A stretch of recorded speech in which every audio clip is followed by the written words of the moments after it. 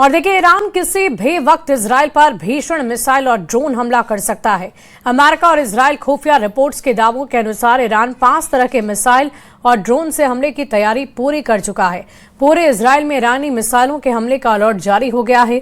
दावा यह किया जा रहा है कि अमेरिका और इजराइल के हमले से पहले ईरान इस बार हमला करने वाला है।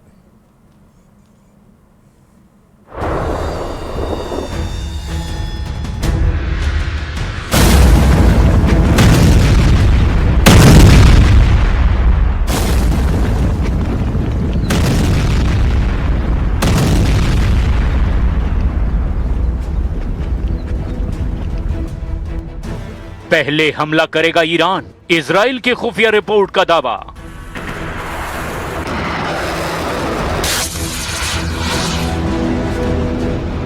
आठ अप्रैल 2026 से लगातार सीज फायर अमेरिका और ईरान के बीच चल रहा है। 19 मई को ईरान पर हमला करने से ठीक 1 घंटे पहले ट्रंप ने ईरान पर हमला रोक दिया था। इधर नेतन्याहू और ट्रंप के बीच ईरान पर हमले को लेकर जबरदस्त बहस हो चुकी है। नेतन्याहू ने 2 टूक कह दिया है कि हमें हर हाल में ईरान के यूरेनियम को तबाह करना ही होगा और हमला तो करना ही होगा, जबकि ट्रंप अभी भी उम्मीद लगाए बैठे हैं कि ईरान बातचीत में अपना यूरेनियम देने को तैयार हो जाएगा और अमेरिकी शर्तों को भी मान लेगा। लेकिन इस बीच इजराइल और ईरान से 2 ऐसी खबरें आ रही है जिससे ये साबित हो रहा है कि ईरान अगले 48 घंटे में कभी भी इजराइल और खाड़ी के 12 देशों पर भीषण हमला कर सकता है। इजरायली मीडिया की इस रिपोर्ट से हड़कंप मच गया है। दूसरी तरफ दावा किया जा रहा है कि अमेरिका के पास इंटरसेप्टर मिसाइलों का आधे से ज्यादा जखीरा खाली हो चुका है। इधर दूसरी तरफ ईरानी संसद के अध्यक्ष मोहम्मद कालिबाफ ने दावा किया कि ईरान अब ऐसे खुफिया हथियारों से हमला करेगा जिसकी कल्पना भी अमेरिका ने कभी नहीं की होगी। यानी मामला तेजी से बदलता जा रहा है। लेकिन हम शुरुआत करते हैं उस खबर से जिसमें दावा किया गया कि ईरान अमेरिका और इजराइल के हमला करने से पहले ही इजराइल और खाड़ी में मौजूद अमेरिकी अड्डों पर हमला कर सकता है। ईरानी यूरेनियम छीनेंगे ट्रंप, अब बारूद से होगा फैसला।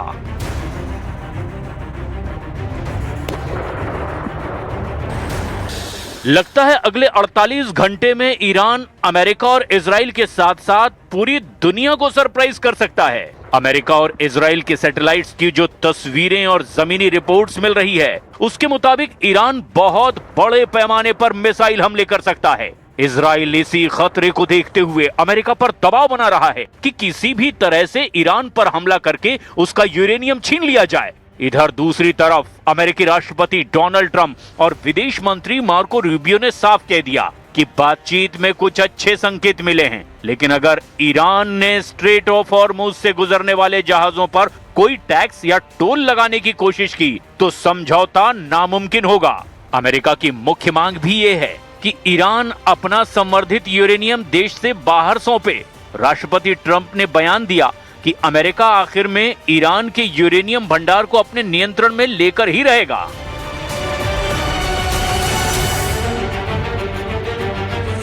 You saw the reporting on the missile capability, missile launchers that have remained. Does that seem accurate? No, it's New York Times fake news. The missile launches are probably 80% gone. The New York Times said it's like we were hitting them like pinatas. The missile launches are largely gone. The manufacturing of missiles is about 80%, 80 to 85% gone. And we know where the rest of it. So if we go in, we'll take that out very early. 48 घंटे में हमला करेगा Iran, खुफिया report से मचा हड़कंप।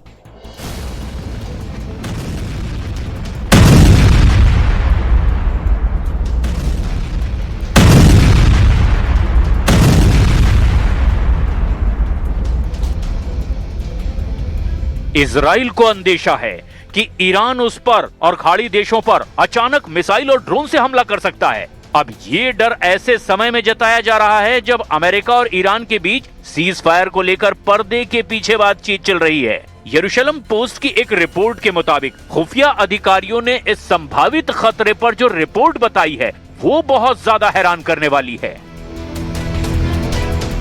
इस खतरे को देखते हुए इजराइल के रक्षा मंत्री इजराइल काट्ज और वरिष्ठ सैन्य अधिकारियों ने सुरक्षा हालात की समीक्षा भी की। सुरक्षा अधिकारियों का मानना है कि ईरान कूटनीतिक कोशिशों के पूरी तरह नाकाम होने से पहले ही हमला करने की कोशिश कर सकता है। अधिकारियों ने इस संभावित हमले की तुलना ऑपरेशन एपिक फ्यूरी और ऑपरेशन रोरिंग लॉयन के शुरुआती चरणों से की है। अमेरिका और इजराइल की सेनाएं किसी भी स्थिति से निपटने के लिए तैयार हैं। इजरायली वायुसेना और IDF के अधिकारी अमेरिकी सैन्य अधिकारियों के साथ मिलकर काम कर रहे हैं। ईरान की संदिग्ध सैन्य गतिविधियों पर नजर रखने के लिए खुफिया जानकारियां साझा कर रहे हैं। लेफ्टिनेंट जनरल इयाल जमीर लगातार अमेरिकी अधिकारियों के संपर्क में हैं, ताकि हमले की स्थिति में मिलकर के जवाब दिया जा सके। पिछले 1 महीने में अमेरिका से इजराइल आने वाले सैन्य सामान की सप्लाई में काफी तेजी आई है। दोनों देशों ने मिलकर के मिसाइलों को रोकने वाले सिस्टम, तकनीक और सॉफ्टवेयर को और ज्यादा बेहतर बनाया है। वल्ला की एक रिपोर्ट के मुताबिक खतरों की पहचान करने और उन्हें हवा में ही नष्ट करने की क्षमता को बढ़ाने के लिए एक व्यापक समीक्षा की गई है। 48 घंटे में ईरानी हमला, CIA DIA की रिपोर्ट लीक।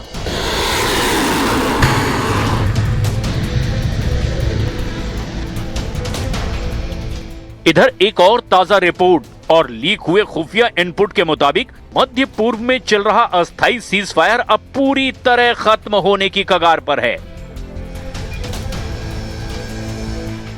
ईरान ने अमेरिकी और इजरायली हमलों का जवाब देने के लिए पर्दे के पीछे व्यापक युद्ध और जवाबी हमले की तैयारियां पूरी कर ली है।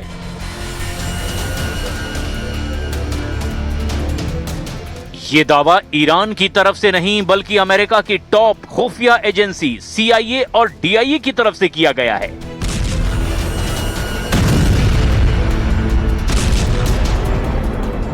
रिपोर्ट में दावा किया गया कि 8 अप्रैल 2026 को ट्रंप की तरफ से एक तरफा किए गए सीजफायर का सबसे ज्यादा फायदा तो ईरान ने उठाया और अब ईरान हॉर्मुज से लेकर इजराइल तक और इजराइल से लेकर खाड़ी देशों तक जबरदस्त हमला करने वाला है।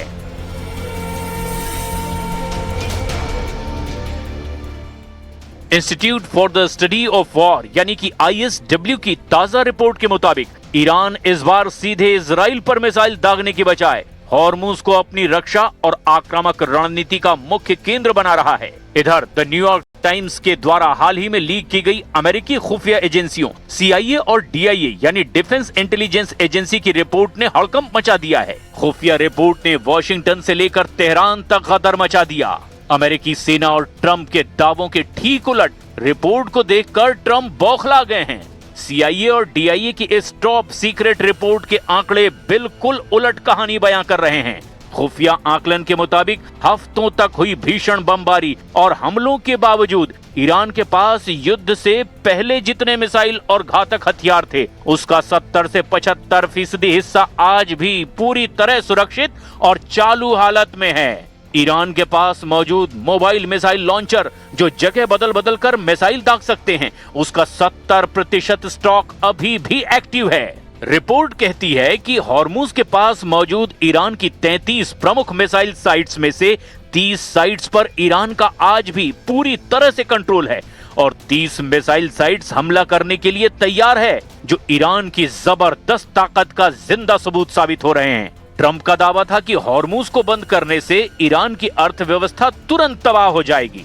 इधर ईरान की नेवल फोर्सेस को 10,000 से ज्यादा फर्स्ट पर्सन व्यू यानी कि FPV आत्मघाती ड्रोन्स और उससे जुड़े आधुनिक गोला बारूद सप्लाई किए गए। इनका इस्तेमाल अमेरिकी और इजरायली जहाजों को निशाना बनाने के लिए किया जाएगा। खबर तो यहाँ तक है कि ईरान जमीनी जंग की तैयारी भी बहुत बड़े पैमाने पर कर रहा है।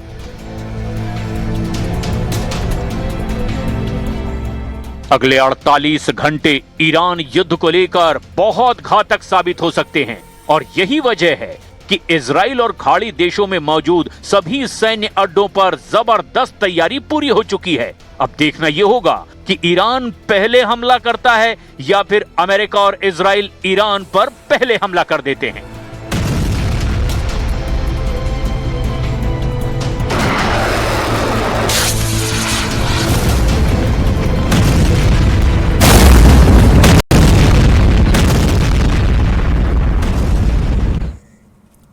और देखिए, ट्रंप की धमकियों से भड़के ईरान ने यूएई और ओमान से बदला लेना शुरू कर दिया है। ईरान की रेवोल्यूशनरी लड़ाके ओमान खाड़ी और अरब खाड़ी में दबदबा बढ़ाने लगा है।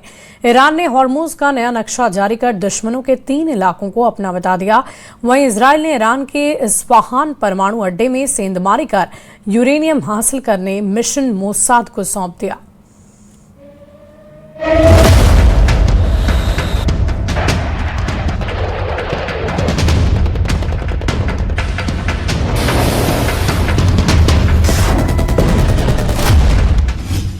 हॉर्मुज के बाद ओमान की खाड़ी और अरब की खाड़ी सबसे विनाशकारी युद्ध का वॉर जोन बन सकते हैं, क्योंकि ईरान ने अपना दबदबा इन इलाकों में बढ़ाना शुरू कर दिया है।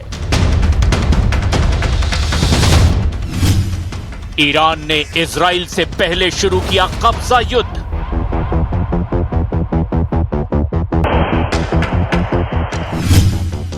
मुस्तबा फोर्स ने यूएई और ओमान से छीन लिया बड़ा इलाका।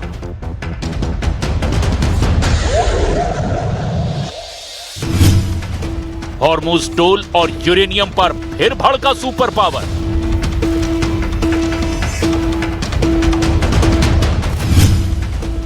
ट्रंप की धमकी, ईरानी यूरेनियम जलाकर राख कर दूंगा।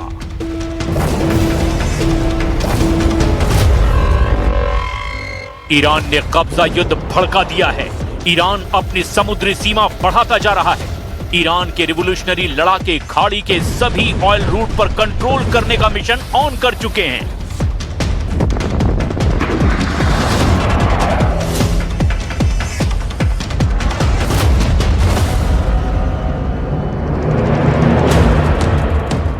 ईरान ने यह प्लान ट्रंप के हॉर्मुज टोल पर धमकी के बाद एक्टिव किया है।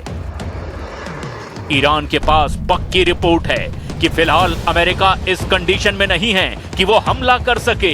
इसीलिए ईरान दुश्मनों के खिलाफ जबरदस्त ऑपरेशन लॉन्चिंग में लगा हुआ है।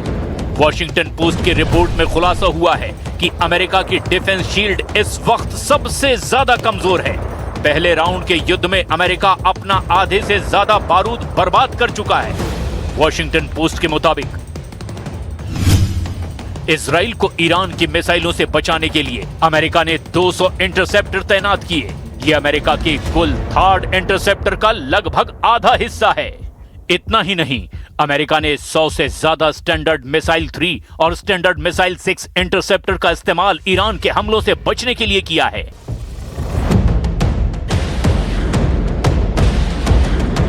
अमेरिका जब ईरान के विस्फोटक मिसाइलों की मार से इजराइल को बचा रहा था, तब नेतन्याहू आर्मी अपने हथियारों का कम से कम इस्तेमाल कर रही थी। अमेरिकी नेवी और एयरफोर्स ने अपने सबसे घातक हथियारों से ईरान पर हमला बोला। ईरान के सैन्य अड्डों और गोला बारूद के गोदाम जलाए। लेकिन नई रिपोर्ट यह है कि ईरान पहले से कहीं ज्यादा ताकतवर हो चुका है। इसी वजह से मुस्तबा खामनेई अब ट्रंप से बराबरी की डील की डिमांड कर रहे हैं। जूनियर खामनेई ने ट्रंप की यूरेनियम वाली अपील तो ठुकरा ही दी है, जबकि ट्रंप ने फिर से धमकी दी कि ईरान के पास एटम बम का कोई भी सामान नहीं रहेगा, न एटमी अड्डे, न ही एटमी बम बनाने के लिए जरूरी यूरेनियम। अगर ईरान ने ट्रंप का यह ऑफर ठुकराया तो फिर क्या होगा, अब जरा ये भी जान लीजिए। Keep their highly enriched uranium. No, we get the highly enriched. We will get it. We don't need it. We don't want it. We'll probably destroy it after we get it, but we're not going to let them have it.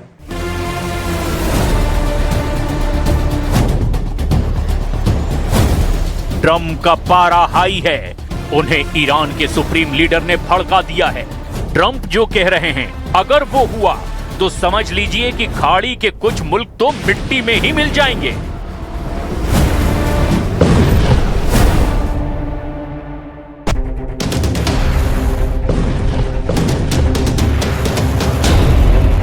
तो क्या Iran फिर इसी तरह जलने लगेगा?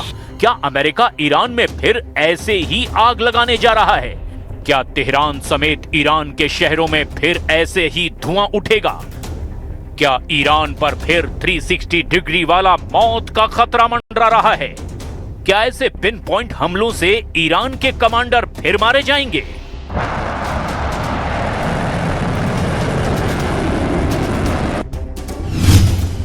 क्या इस बार Trump के टारगेट पर ईरान के सर्वोच्च लीडर मुस्तफा खामनेई हैं?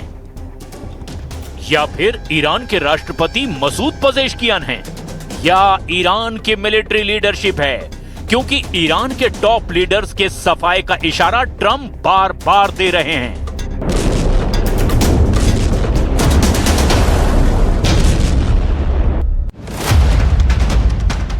इधर इजराइल के एक टीवी चैनल 14 में सीक्रेट जानकारी लीक होने का दावा किया गया।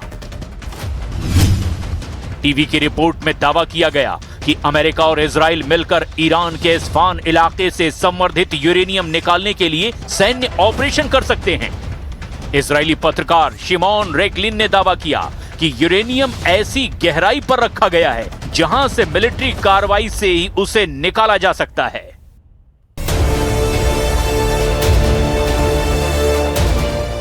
ट्रंप का माथा यूरेनियम के बाद हॉर्मुज में ईरान की टोल वसूली पर ठनका हुआ है। उन्होंने धमकी दी है कि हॉर्मुज में कोई टोल नहीं लगेगा। रिवोल्यूशनरी लड़ाकों ने अगर टोल वसूली बंद नहीं की तो ईरान की नेवी को उड़ा दिया जाएगा।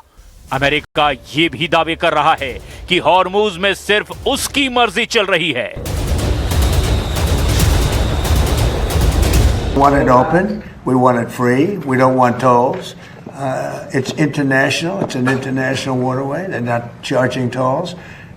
Right now, they are losing $500 million a day is what it's projected. I don't know, it sounds like a lot of money, but whether it's 500 or 200 or 300, they're losing a lot of money. There hasn't been a ship that's been able to get through without our approval. And the Navy has done an amazing job. And no ship is going to Iran, as you know. No ship is going to, or out of Iran without our approval.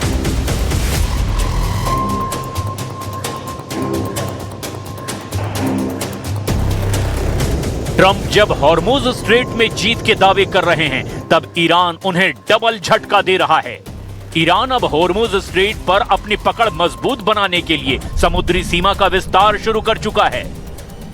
Iran ने नया समुद्री नक्शा जारी किया है जिससे UAE और Oman की टेंशन बढ़ गई है।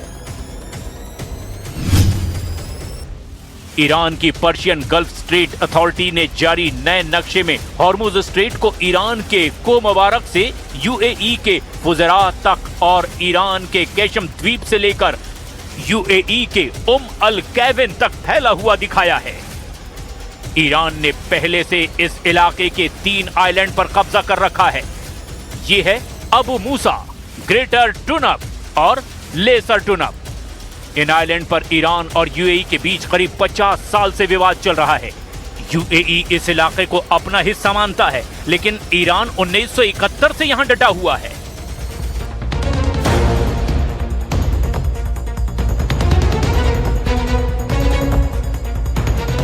ईरान ने ओमान और अरब की खाड़ी पर फुल कंट्रोल कर लिया तो यकीन मानिए मुस्तफा खामनेई खाड़ी के सुपर पावर बन जाएंगे। वैसे भी ट्रंप नेतन्याहू के टेंशन बढ़ाने वाले हूथी चीफ फिर से युद्ध में आ गए हैं। अब्दुल मलिक हूथी ने मैसेज साफ दिया है कि अमेरिका इजराइल अगर 10 कमांडर मारेंगे तो 10,000 कमांडर युद्ध के लिए तैयार हो जाएंगे। हूथी चीफ गाजा से इजराइल को उखाड़ फेंकने का ऐलान कर रहे हैं। ومسارنا أيضا في نصرة الشعب الفلسطيني في كل المجالات بكل ما نستطيع، وفي أن نخوض هذه المعركة المقدسة ضد العدو الإسرائيلي الذي هو عدو للأمة الإسلامية وعدو للمجتمع البشري بكله.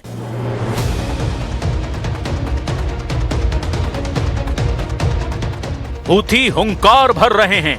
हिजबुल्लाह इजराइल को युद्ध में जबरदस्त टक्कर दे रहा है। हमास ने फिर से सिर उठाना शुरू कर दिया है। ईरानी लड़ाका ग्रुप हाथ आए मौके को भुनाना चाहते हैं। मुस्तफा खामनेई से सिग्नल मिलते ही ये फाइटर ग्रुप तेल अवीव पर टूट पड़ेंगे। ईरान यहां तक दावा कर रहा है कि उसने अभी तक अपनी सबसे खतरनाक मिसाइलों को तो इस्तेमाल ही नहीं किया है। मतलब ये कि युद्ध का सेकंड राउंड ईरान के नाम हो सकता है।